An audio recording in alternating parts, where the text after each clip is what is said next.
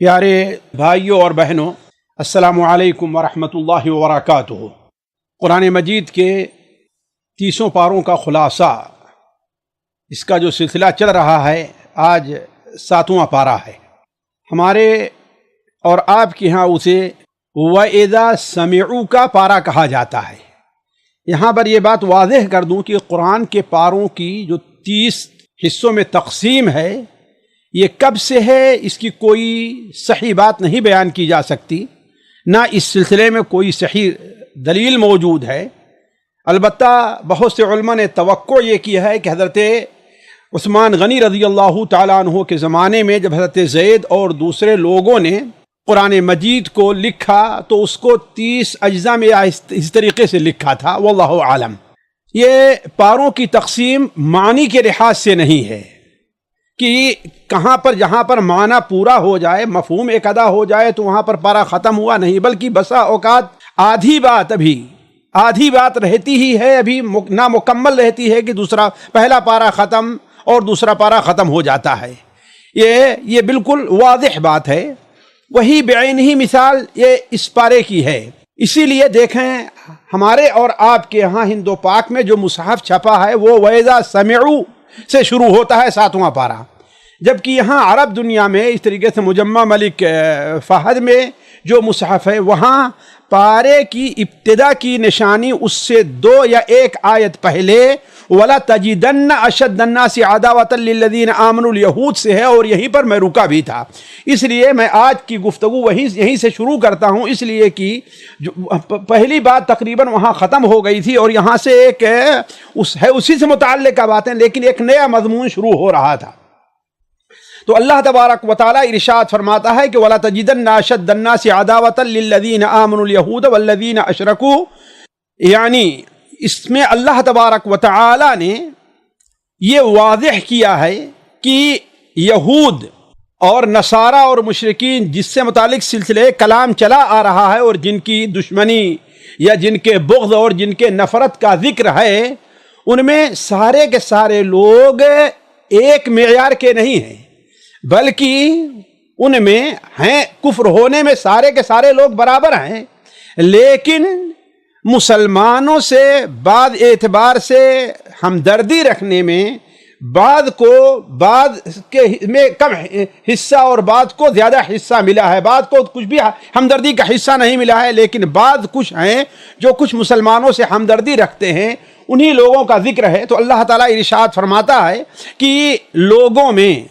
اہل ایمان سے سب سے زیادہ بغض اور عداوت رکھنے والے یہودی ہیں، اور وہ لوگ ہیں جو مشرک ہیں۔ یہودی اور مشرک یہ مسلمانوں سے سب سے زیادہ عداوت رکھنے والے ہیں۔ البتہ نصارہ جو ہیں، نصارہ یہ مسلمانوں سے وہ بغض نہیں رکھتے، بلکہ اقربہم مودۃ، محبت کے لحاظ سے مسلمانوں کے زیادہ قریب ہیں۔ اسی سورہ مائدہ کے شروع میں ہم نے ایک بات کہی تھی کہ بسا اوقات قرآن مجید میں ایک لفظ عام استعمال ہوتا ہے لیکن اس کا معنی خاص رہتا ہے۔ وہی بات یہاں پر بھی ہے، ایک لفظ عام استعمال ہوا ہے کہ مسلمانوں سے محبت رکھنے والے، مسلمانوں کے قریب سب سے زیادہ نصارہ ہیں، لیکن اس سے مراد ایک خاص قسم کے نصارہ ہیں، وہ نصارہ جو نجاشی اور ان کے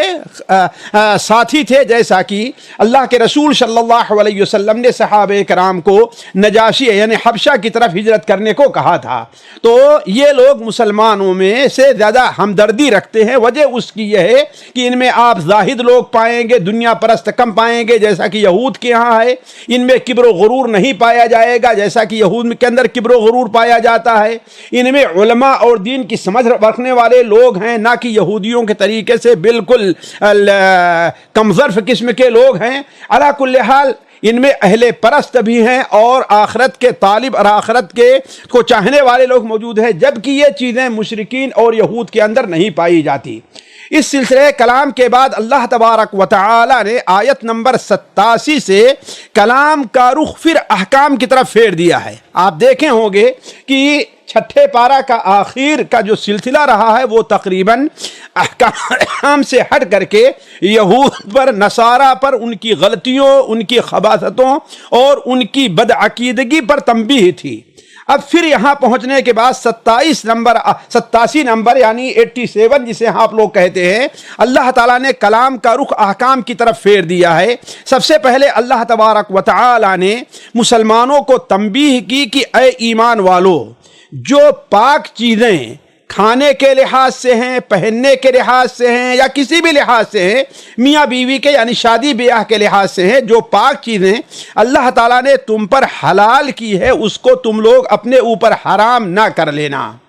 جس طریقے سے بعض صوفیاں ہیں اور جیسے کہ راہبوں کا طریقہ ہے کہ وہ شادی وغیرہ نہیں کرتے، یا آج ہمارے یہاں ہندوستان میں جوگیوں کا طریقہ ہے کہ وہ پہننے میں اور دنیا کی لذتوں کے اندر پانا نہیں چاہتے، اللہ تبارک و تعالی نے اس چیز پر متنبہ کیا کہ جس چیز کو اللہ تعالیٰ نے تمہارے لیے حلال کیا ہے اس کو تمہیں اپنے طور پر حرام کرنے کا کوئی حق نہیں بنتا۔ اب اس کی متعدد وجوہ ہوگی کسی چیز کو حرام کر لینے کی، لیکن یہاں پر وہی چیز ہے کہ انسان عادت کے لحاظ سے نہیں، یعنی ایک ایسی چیز حلال ہے لیکن عادت ہماری اس کو کھانے کی نہیں ہے، یا ہماری صحت اس کا جواب نہیں دے تو اس پر یہ حکم نہیں ہوگا کہ ہاں بھائی آپ کیوں نہیں کھاتے، آپ نے اوپر حرام کر لیا، نہیں، یہ وہ چیز مراد ہے کہ انسان دیانتاً، دین کے طور پر، تقوی کے طور پر اس چیز کو چھوڑ دے۔ جیسا کہ اللہ کے رسول صلی اللہ علیہ وسلم نے جب اپنے اوپر شہد کو حرام کیا جسے اللہ نے حلال کیا ہے، تو اللہ تبارک و تعالیٰ نے اس پر نبی صلی اللہ علیہ وسلم کو اس کا کفارہ دے کر کے اس قسم کو توڑنے کا اللہ تعالیٰ نے آپ کو حکم دیا۔ تو یہاں پر سلسلہ کلام چونکہ اصل میں نصارہ کی طرف چلا آ رہا تھا، اور نصارہ کے رہبان کی اور ان کے پادریوں کی تعریف کی گئی تھی، تو کسی کو یہ شبہ ہو سکتا تھا کہ اس کا مطلب جب ان کی تعریف کی گئی ہے تو ان کا طریقہ جو ہے حلال اور پاک چیزوں سے اپنے آپ کو بچائے رکھنے کا، تو یہ طریقہ کہیں بہتر نہ ہو، اس لیے اس پر تنبیہ کی گئی۔ پھر اس کے بعد اللہ تبارک و تعالی نے آیت نمبر 89 یعنی 89 سے اللہ تبارک و تعالیٰ نے فقہی مسائل کا ذکر کیا ہے، اور بہت سے فقہی مسائل ہیں۔ مثال کے طور پر قسم کا بیان ہے کہ قسم کی قسمیں کیا ہیں۔ قسم کی دو قسم بتائی، ایک لغو قسم ہے یعنی جو انسان انجانے میں اس کے یا بغیر ارادہ کے اس کے زبان سے نکل جاتی ہے، اور دوسری قسم منعقدہ ہے، یمین منعقد، قسم منعقدہ وہ قدم جو انسان ارادے سے کھائے کہ ہاں بھائی کسی چیز سے اپنے آپ کو روکنے یا کسی چیز ابھارنے کے لیے قسم کھا رہا ہے، تو اگر قسم منعقدہ ہے تو اس کے لیے پورا کرنا انسان کے اوپر واجب ہے، شرط یہ ہے کہ وہ کسی جائز یا شرعی چیز بات پر قسم کھائی گئی ہو۔ اب اگر کوئی شخص قسم کو پورا نہیں کر پاتا تو اس کا کفارہ بھی اس آیت کے اندر اللہ تعالیٰ نے بیان فرما دیا کہ اس کا کفارہ ایک غلام کو آزاد کرنا ہے، یا 10 مسکینوں کو کھانا کھلانا ہے، یا 10 مسکینوں کو کپڑا پہنانا ہے، اور نہیں تو 3 دن کے روزے رکھنا ہے۔ اسی میں اللہ تبارک و تعالیٰ نے قسم کی حفاظت کا بھی حکم فرمایا۔ پھر آگے بڑھتے ہوئے اللہ تبارک و تعالیٰ نے شراب کو، جوا کو، بتوں کو اور مورتیوں کی خرید و فروخت کو، اور پانسے کی تیروں کی حکمت اللہ تعالیٰ نے دنیاوی ان کے اندر جو دینی اور دنیاوی مفاسد پائے جاتے ہیں ان کا ذکر کر کے اللہ تعالیٰ نے انہیں حرام قرار دیا۔ جیسے اللہ فرماتا ہے یا ایھا الذین آمنوا انما الخمر والمیسر، یعنی اولاً تو یہ چیزیں شیطان کے کام ہے اور گندی چیز ہیں، یہ عقلی طور پر اور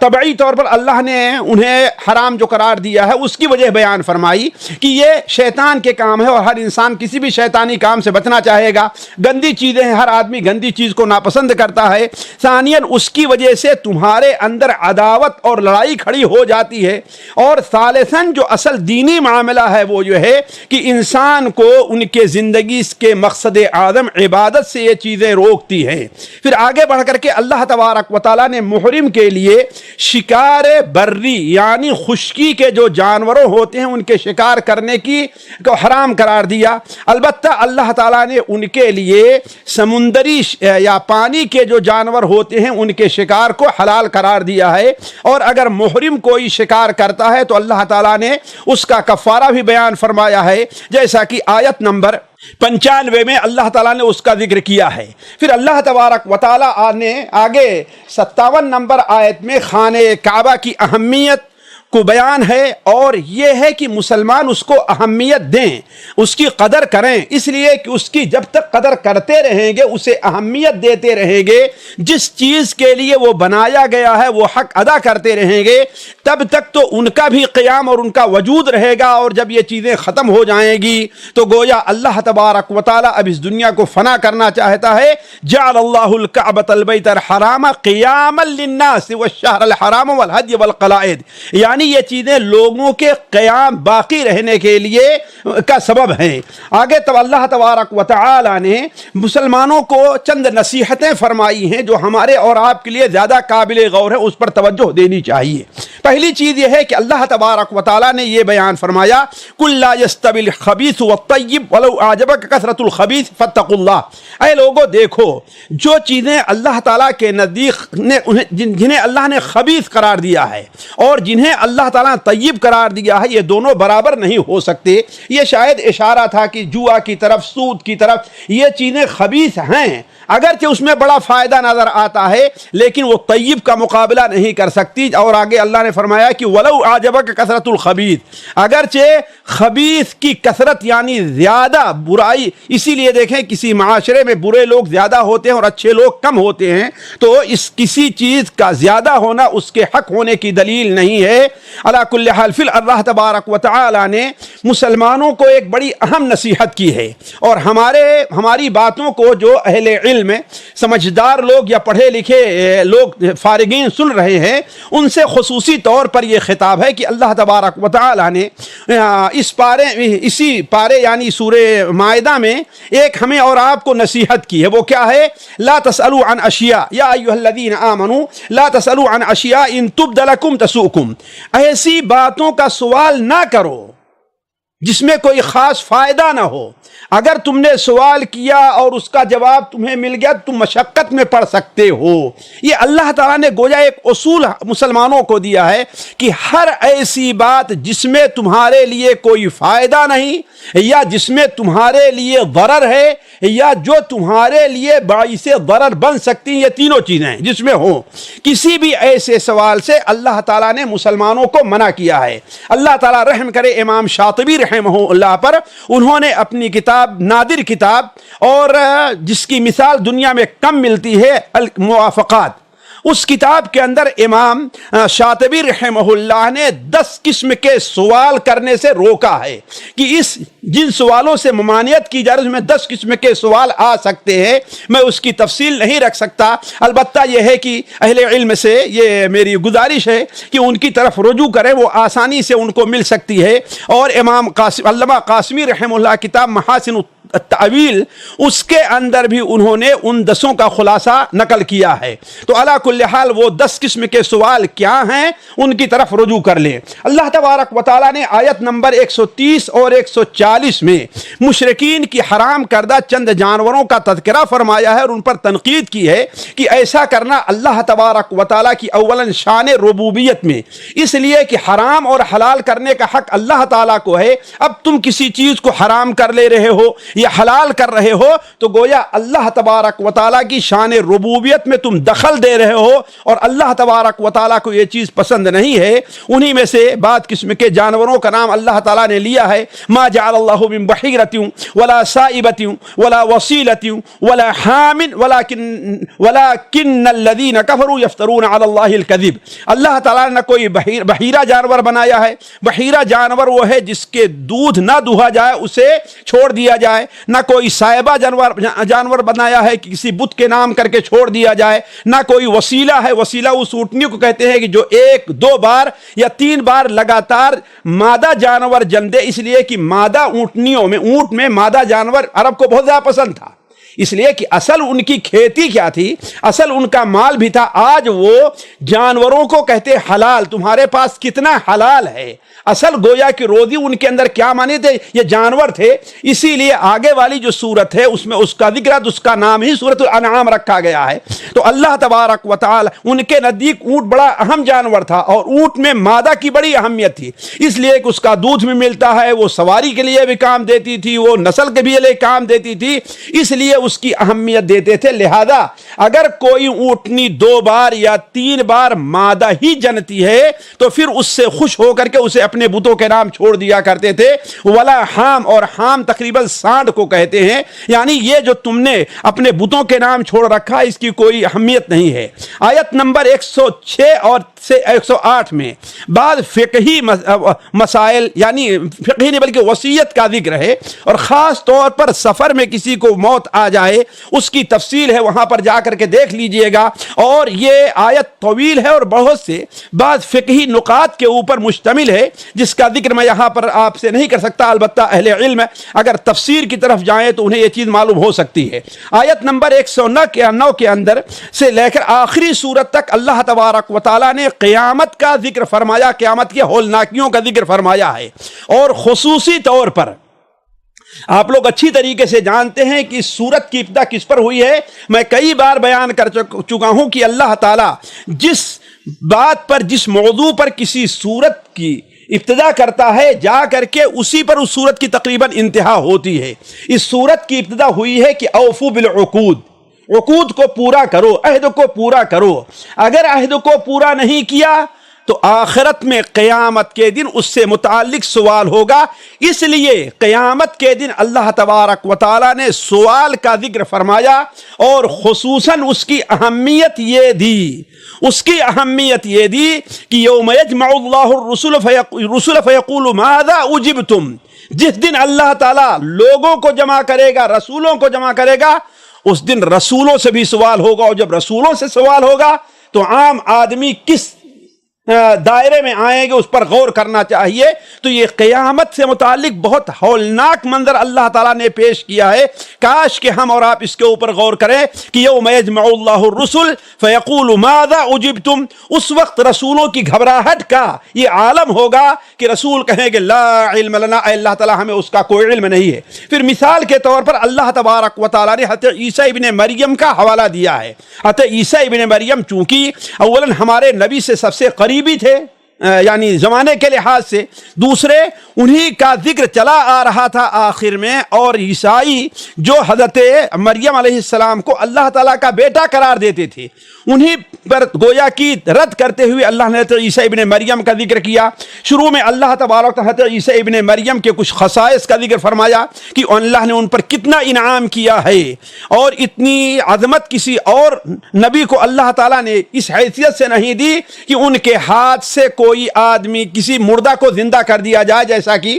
اس میں ذکر ہے۔ اس کے بعد اللہ تعالیٰ نے حضرت عیسیٰ ابن مریم کے صبر اور ایثار کو واضح کیا ہے، اور اس کے لیے اللہ تعالیٰ نے مائدہ کے نزول سے متعلق جو حواریین کا سوال تھا، اصل میں حضرت عیسیٰ ابن مریم کے جو خاص لوگ تھے انہوں نے حضرت عیسیٰ ابن مریم سے سوال کیا تھا کہ اللہ تبارک و تعالیٰ سے دعا کیجئے کہ اللہ تعالیٰ آسمان سے میرے لیے کوئی خوان، مائدہ، اصل میں مائدہ اس دسترخوان کو کہتے ہیں جس کے اوپر کھانے کے سامان چن دیے گئے ہوں، جس وقت تک چنے نہیں گئے ہیں کھانے اس وقت تک مائدہ نہیں کہلاتا تھا۔ تو کوئی ایسا اللہ تعالیٰ مائدہ نازل فرمائے جو ہمیں کھیتی سے، محنت کرنے سے، ہر چیز سے ہمیں بے نیاز کر دے، تاکہ ہم اللہ تعالیٰ کی عبادت بڑے صدق دل سے کریں۔ لیکن حضرت عیسیٰ ابن مریم نے کہا کہ مجھے ڈر ہے کہ اگر اس کے بعد تم لوگوں نے کفر کیا تو اللہ تعالیٰ تمہیں عذاب دے گا۔ علی کل حال ان لوگوں نے کہا کہ میرا مقصد نیک ہے۔ حضرت عیسیٰ ابن مریم نے اللہ تعالیٰ سے دعا کی، لیکن اللہ تعالیٰ نے کہا کہ میں نازل تو کر دوں گا، لیکن فَإِن يَكْفُرْ بِهَا، اس کے بعد اگر کوئی کفر کرتا ہے تو میں اسے وہ عذاب دوں گا جو کسی اور قوم کو عذاب نہ دیا ہوگا۔ اس سلسلے میں تفسیری روایات مختلف ہیں، بعض روایات میں ہے کہ اس پر وہ لوگ باز آ گئے اور مائدہ نہیں نازل ہوا، بعض روایات میں ہے اسرائیلی کہ ہاں مائدہ نازل کیا، واللہ عالم۔ علی کل حال اسی مائدہ کی وجہ سے اس سورت کا نام سورۃ المائدہ ہے۔ تو حضرت عیسیٰ ابن مریم کے بارے میں اس بات کا بھی ذکر ہے، اور آخر میں اللہ تبارک و تعالی نے حضرت عیسیٰ ابن مریم سے قیامت کے دن جو سوال ہوگا، جیسے کہ ہم نے کہا کہ اللہ نے کہا کہ تمام رسولوں سے سوال ہوگا، اور خاص طور پر کس سے؟ حضرت عیسیٰ ابن مریم سے۔ اب تک ایک صفحہ حضرت عیسیٰ ابن مریم کے مقام اور ان کے جو ان کی منزلہ اللہ کے نزد اس کا ذکر فرمایا۔ پھر اس کے بعد اللہ تعالیٰ ذکر کرتا ہے کیا سوال ہوگا، اور وہ سوال یہ ہوگا کہ اے عیسیٰ ابن مریم، کیا آپ نے اور کیا تم نے اور تمہاری والدہ نے نصارہ سے اپنے پیروکاروں سے یہ کہا تھا کہ میرے بعد اللہ کے ساتھ مجھے بھی، اللہ کے علاوہ مجھے بھی معبود بنا لینا، جیسا کہ ان لوگوں نے اللہ کا بیٹا یا اقانیم ثلاثہ کا ان کا عقیدہ ہے؟ تو عیسیٰ ابن مریم اس وقت گھبرا جائیں گے۔ بعض روایات، تفسیری روایات میں ہے کہ وہ اس قدر پریشان ہو جائیں گے کہ ان کے جسم سے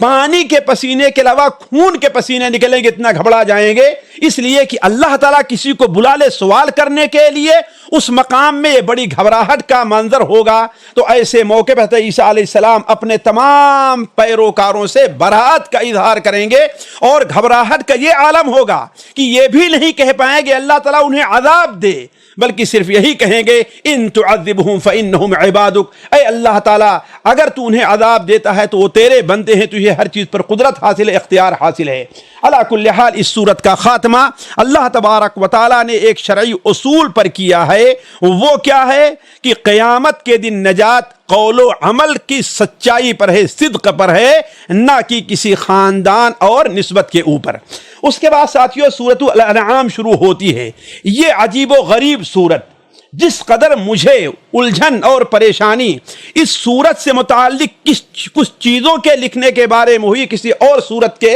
بارے میں نہیں ہوئی ہے۔ یہ صورت عجیب صورت ہے، مکہ مکرمہ میں نازل ہونے والی تقریباً آخری صورتوں میں ہے۔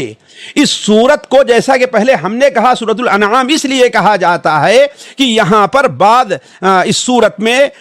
مشرکین کے حرام کیے ہوئے بعض جانوروں کا ذکر ہے، جیسا کہ آگے اسی صورت کے اندر آپ دیکھیں گے۔ تو اس صورت کا اصل میں بنیادی موضوع اگر آپ دیکھنا چاہیں تو دو لفظ میں کہنا چاہیں تو توحید کا اثبات اور شرک کی تردید، یہ اصل موضوع ہے۔ درمیان میں بعض چیزیں آپ دیکھیں گے کہ آخرت سے متعلق آ گئی ہیں، رسالت سے متعلق آ گئی ہیں، سب کچھ ہے، لیکن اصل بنیادی موضوع کیا ہے؟ وہ شرک ہے۔ اسی لیے دیکھیں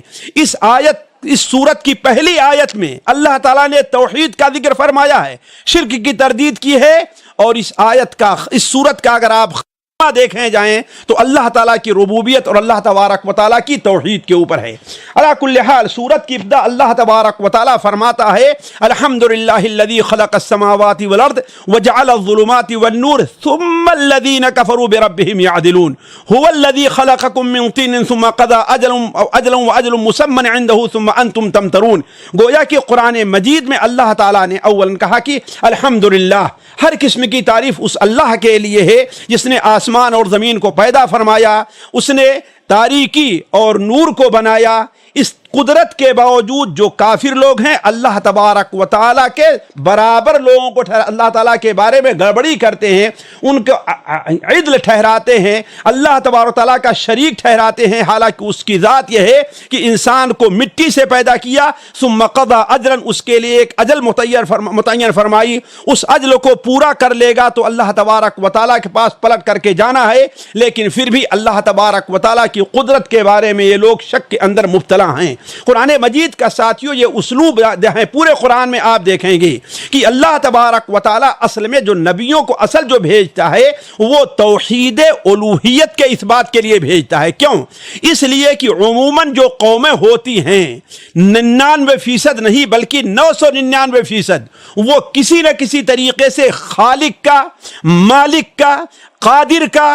زندہ کرنے والے، مارنے والے، کھلانے والے، پلانے والے، ان تمام بارے میں کسی قدرت کا، کسی قادر مطلق کا وہ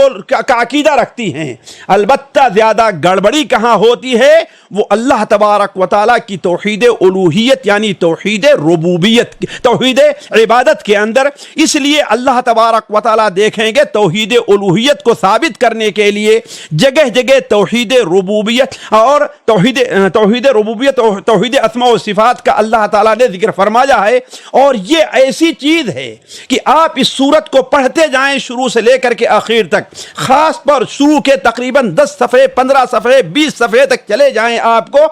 کو صرف یہی چیز نظر آئے گی اور عجیب انداز میں نظر آئے گی ساتھیوں۔ بلکہ میں تو یہ چاہتا تھا کہ میں صرف اس سورت کا ترجمہ آپ کے سامنے پڑھتے چلا جاؤں۔ اللہ تعالیٰ نے جہاں جتنا لفظ ہوا اپنی ذات کے لیے اس سورت میں استعمال کیا ہے، کسی اور سورت میں نہیں ہے۔ اور نبی کا حکم قل یعنی آپ یہ کہہ دیجئے، کل آپ یہ کہہ دیجئے، آپ یہ کہہ دیجئے، جتنا اس صورت میں استعمال کیا کسی اور صورت میں استعمال نہیں ہے، بلکہ میں دیکھ رہا تھا 2-3 صفحے کے بعد آپ دیکھیں کہ ایک ہی صفحے یا 2 صفحے کے ملا لیجئے تو تقریباً 10 بار لفظ قل، یعنی آپ یہ کہیے ان سے، آپ یہ کہیے ان سے، گویا توحید ربوبیت کا، توحید اسماء و صفات کا جو اقرار کرتے ہیں، اس کے باوجود یہ لوگ شرک کیوں کر رہے ہیں؟ یہ اصل بنیاد ہے اس کی۔ تو علی کل حال اللہ تبارک و تعالی نے آیت نمبر 6 اور 7 میں توحید سے گریز کرنے والوں اور رسولوں کی تکذیب کرنے والوں کا انجام بیان کیا ہے اور ان کے سامنے یہ بات واضح کی ہے۔ گویا اہل مکہ کو یہ دھمکی دی جا رہی تھی، فَأَهْلَكْنَاهُمْ بِذُنُوبِهِمْ، ہم نے ان کے گناہوں، ان کے شرک کے بدلے انہیں ہلاک کیا ہے۔ اگر تم نے بھی اپنے نبی جو نبی تمہارے پاس آیا ہے، اگر تم اس پر ایمان نہیں لے آئے تو تمہارا انجام ان سے آگے نہیں ہونے والا ہے۔ آگے کی آیتوں میں اللہ تعالیٰ نبی صلی اللہ علیہ وسلم کے مخالفین اور قرآن کے کتاب حق ہونے کے بارے میں شبہہ کرنے والے اور ان پر اعتراض کرنے والوں کا بڑا عقلی اور منطقی جواب دیا ہے۔ مثال کے طور پر ان کا یہ کہنا تھا کہ آخر یہ کام رسالت کا اتنا اہم ہے، کتاب کے نازل کرنے کا جو یہ کام ہے اتنا اہم ہے، تو ان کا یہ کہنا تھا کہ آخر اللہ تبارک و تعالی نے کسی فرشتے کو اس ذمے، پھر فرشتے کے ذمے یہ کام کیوں نہیں لگایا؟ اللہ تعالیٰ نے ان کا 2 جواب دیا ہے جو آپ آسانی سے دیکھ سکتے ہیں۔ پہلا جواب ان کا یہ ہے کہ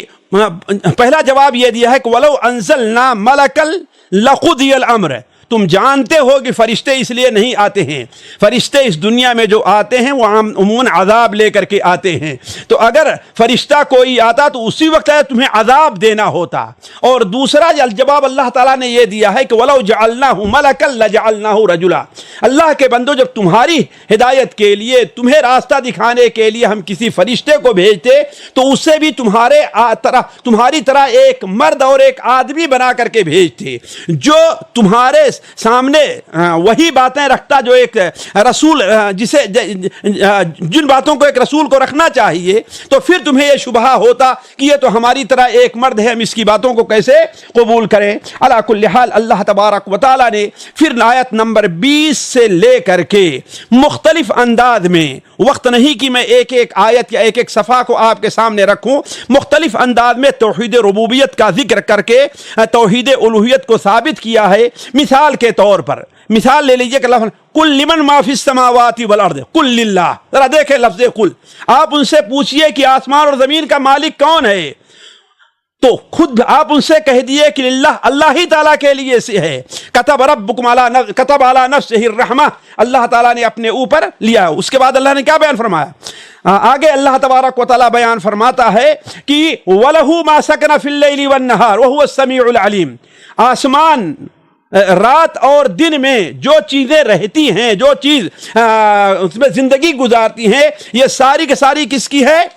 اللہ تبارک و تعالیٰ ہی کی ملکیت ہے۔ تو علی کل حال اللہ تبارک و تعالیٰ نے مختلف انداز میں آپ دیکھیں گے کہ توحید ربوبیت کا ذکر کر کے مختلف انداز میں ان کی تردید کی ہے۔ اب چند سیکنڈ کے لیے رکتے ہیں، اذان کا جواب دے رہے ہیں، پھر اس کے بعد آگے بڑھتے ہیں۔ تو جی ساتھیو، میں آپ لوگوں سے جو یہ کہہ رہا تھا کہ اللہ تبارک و تعالی نے جگہ جگہ مختلف انداز میں توحید الوہیت کا اثبات کیا ہے، وہ بھی توحید ربوبیت کا ذکر کر کے۔ ساتھ ہی ساتھ اللہ تبارک و تعالی نے یہ بھی واضح کیا ہے کہ یہ لوگ آخر یا اللہ کے رسول صلی اللہ، کوئی بھی انسان کہہ سکتا ہے کہ آخر نبی صلی اللہ علیہ وسلم اس قدر کیوں زور دے رہے ہیں توحید کے اوپر؟ آخر اتنی واضح چیزیں جو ہیں کیا لوگ ماننے کے لیے تیار نہیں تھے؟ بعض جگہ پر قل یہ کہہ دیجئے، قل یہ کہہ دیجئے، قل یہ کہہ دیجئے، اور اللہ تعالیٰ فرماتا ہے کہ هو الذی، یہی ذات ہے، یہی ذات ہے، یہی ذات ہے۔ تو آخر اس کی وجہ کیا ہے؟ تو اصل میں یہ واضح کیا گیا کہ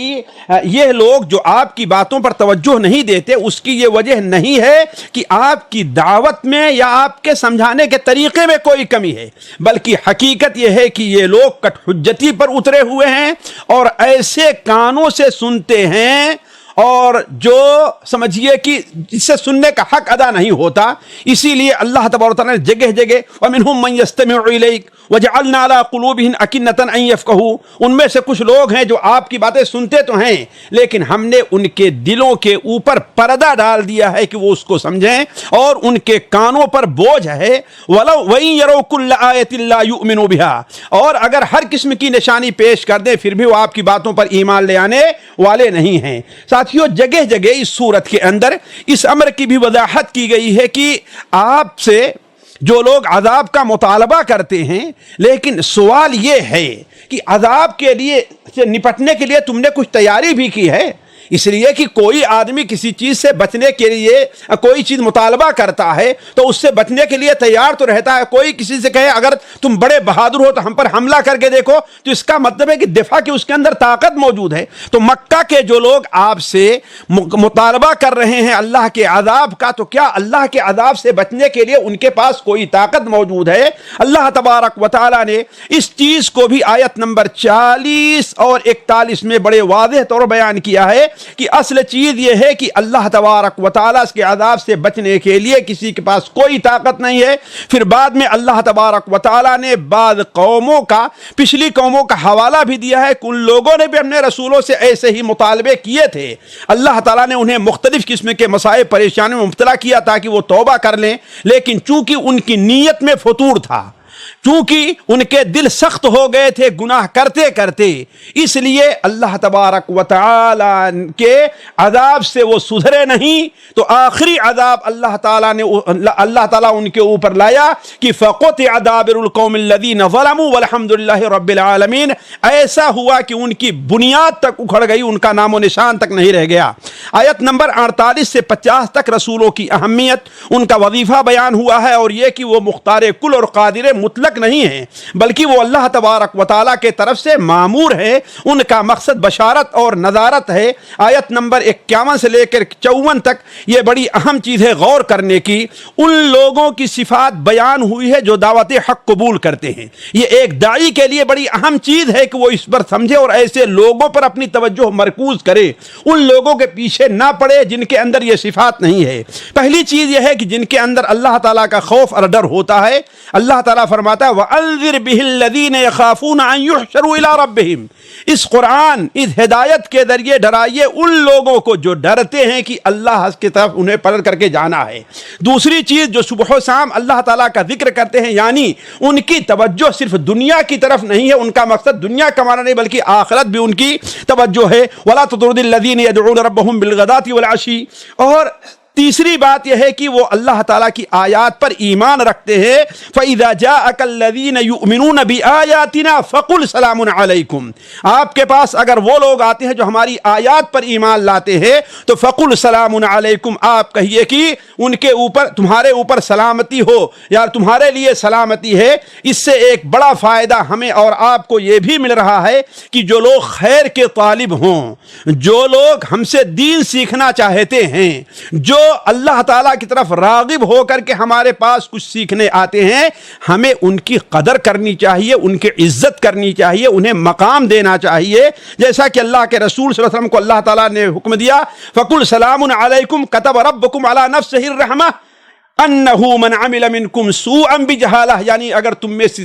تم میں سے کسی سے گناہ بھی ہو جائے تو اللہ تبارک و تعالیٰ توبہ کرنے والا، قبول کرنے والا اور معاف کرنے والا ہے۔ آیت نمبر 55 میں اللہ تعالیٰ نے اس حقیقت کو واضح کیا ہے کہ حق و باطل کا راستہ بالکل واضح ہے۔ علی کل حال اس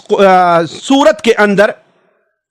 اللہ تبارک و تعالیٰ نے بہت سی اہم باتیں بیان کی ہیں۔ مثال کے طور پر بعض عقائد پر روشنی ڈالی گئی ہے۔ ایک ہی اللہ تبارک و تعالیٰ کا خاصہ ہے غیب دانی، کسی کو غیب نہیں ملتا۔ اسی طریقے سے اللہ تعالیٰ نے جو آخرت کے، قیامت کے یا بعث کے منکر ہیں، نیند کی مثال دے کر کے اللہ تبارک و تعالیٰ نے ان کے اوپر حجت قائم کی ہے کہ جو ذات اس بات پر قادر ہے کہ موت صغرا یعنی انسان کو نیند دے اور دوبارہ زندہ کرے یعنی بیدار کر دے، وہ موت کبرا کے بعد دوبارہ اللہ تعالیٰ انہیں زندہ کرنے پر بھی قادر ہے۔ اسی طریقے سے عذاب و مصائب سے نجات دینے والا اللہ کے علاوہ کوئی نہیں ہے۔ اس چیز کو بھی اللہ تعالیٰ نے 63 سے لے کر 65 نمبر آیات تک بڑے واضح طور بیان فرمایا ہے۔ علی کل حال اسی پارہ میں اللہ تبارک و تعالی نے 72 آیت سے لے کر کے 72 آیت سے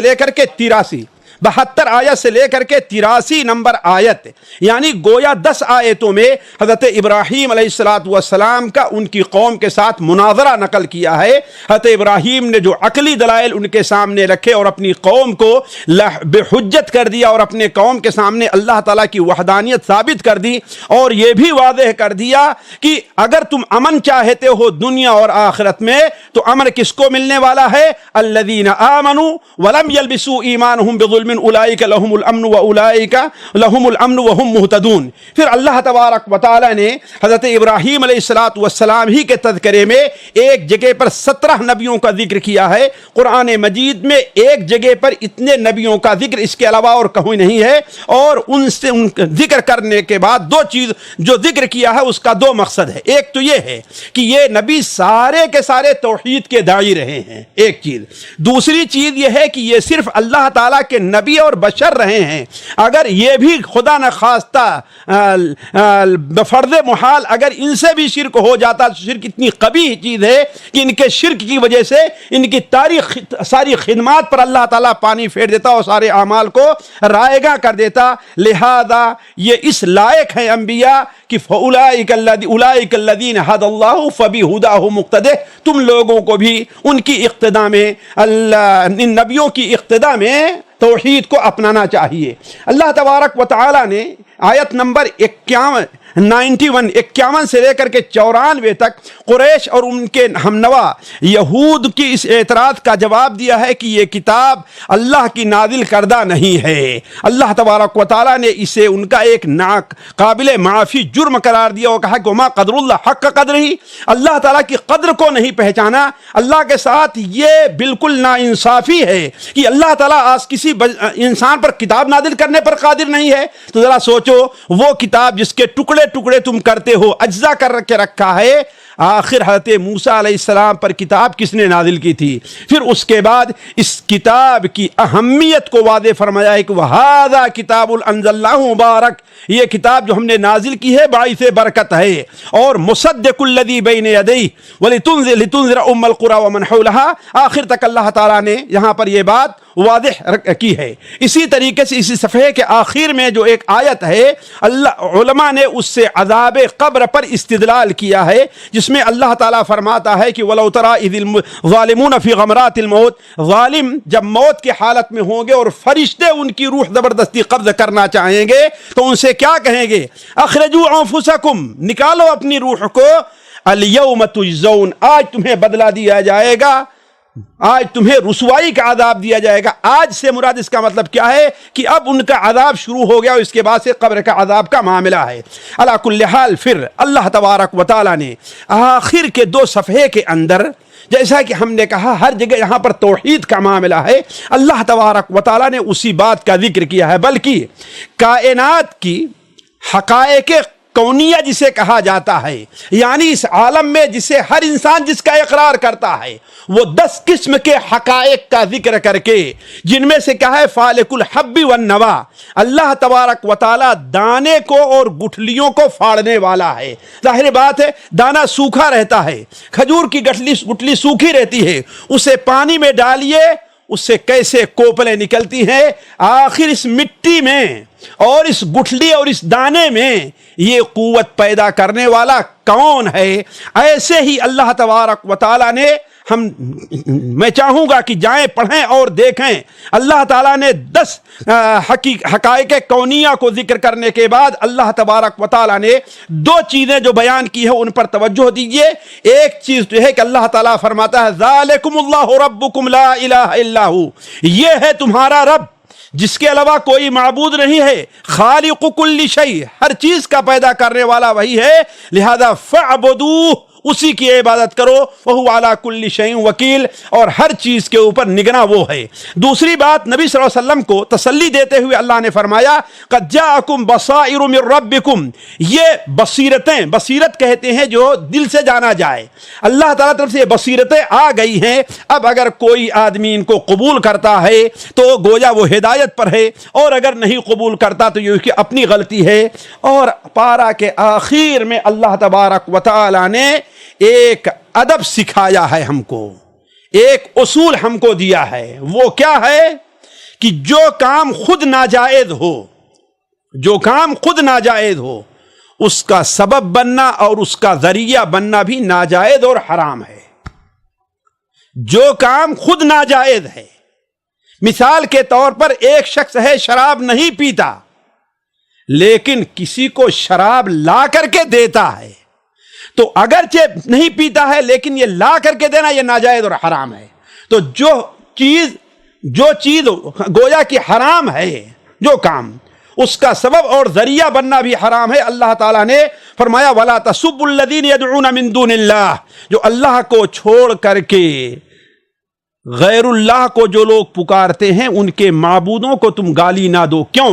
اس لیے کہ اگر تم ان کو گالی دو گے تو دشمنی میں آ کر کے وہ اللہ کو گالی دیں گے۔ تو ہم کسی کے علماء کو برا بھلا گالی نہ دیں، کیوں؟ اس لیے کہ وہ ہمارے علماء کو گالی دیں گے۔ تبھی تو نبی صلی اللہ علیہ وسلم نے ارشاد فرمایا من الکبائر ان یشتم الرجل والدی۔ امام بخاری رحمہ اللہ اپنی کتاب الادب المفرد میں باب باندھتے ہیں کہ باب اس بیان میں کہ اپنے والدین کو گالی دینا کبائر میں ہے۔ اور وہ کیسے کہ آدمی کسی کے والدین کو گالی دے تو وہ پلٹ کر کے آپ کے والدین کو گالی دے گا، گویا کہ آپ نے اپنے والدین کو گالی دی، کیوں؟ آپ سبب بنے ہیں۔ اسی پر اپنی بات کو ختم کرتے ہیں۔ آگے 8ویں پارے کے لیے کل کی مجلس رہے گی، تب تک کے لیے اللہ تعالیٰ سے یہ ہم اور آپ دعا کرتے ہوئے آپ سے رخصت ہوتے ہیں کہ اللہ تعالیٰ ہمیں اور آپ کو قرآن سے جوڑے اور قرآن مجید کو ہمارے دلوں کا روح اور ہمارے ضمیر کا سکون بنائے۔ والسلام علیکم ورحمۃ اللہ وبرکاتہ۔ سامعین